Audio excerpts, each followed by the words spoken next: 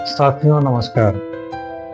प्रतिदिन समाचार पत्रों को पढ़ने के बाद ऐसा महसूस होता है कि हमारे समाज में शांति नाम की चीज नहीं बची है। चारों तरफ लूट मार, चोर चमारे, मार काट, एक्सीडेंट, यही सब बचा हुआ है।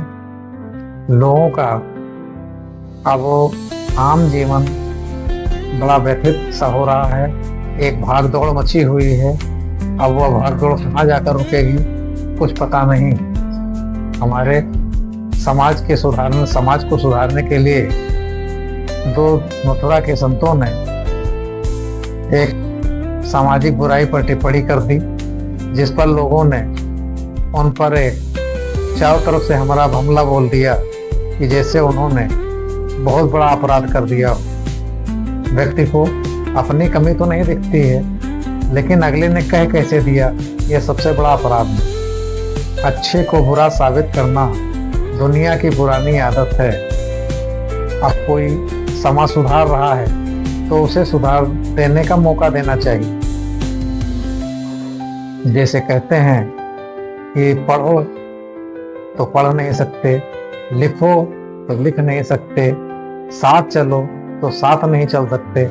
तो जो समाज को सुधारने का कार्य कर रहा है, नहीं कर सकते हो तो अगले के कार्य में व्यवधान भी ना उत्पन्न करो। कम से कम उसे सुधारने का मौका मिलना चाहिए। धर्म समाज के लोगों को चलने का, अनुशासित रहने का एक मार्ग दिखाता है कि आप ऐसे चलेंगे तो अच्छे और सीधे साधे बने रहेंगे। अगर धर्म पर नहीं चलेंगे तो फिर चारों तरफ अनाचार, लूट मार, व्यभिचार जैसे वातावरण से ग्रसित रहेंगे।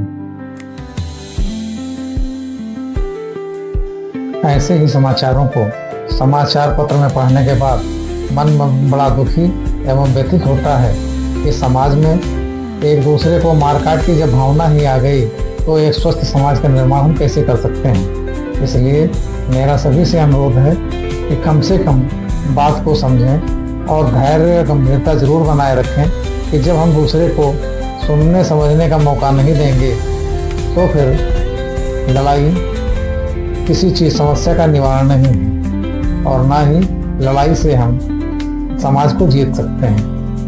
राय दिन चाहे गाड़ी वाले हों चाहे मोटरसाइकिल वाले हों, कोई रुकना नहीं चाहता है, एक दूसरे को समय और जगह नहीं देना चाहता है। तो ऐसे में हम दूसरे को अधिकारों का हनन कर रहे हैं। इसलिए हमारा तो सभी से यही अनुरोध रहेगा कि कम से कम एक दूसरे को सम्मान जरूर दें। इन्हीं शब्दों के साथ मैं अपनी वाणी को विराम देते हुए लोगों को स्वस्थ समाज के निर्माण में सहयोग देने के लिए सबसे विनम्र अनुरोध करता हूँ कि कम से कम एक दूसरे का सम्मान जरूर करें।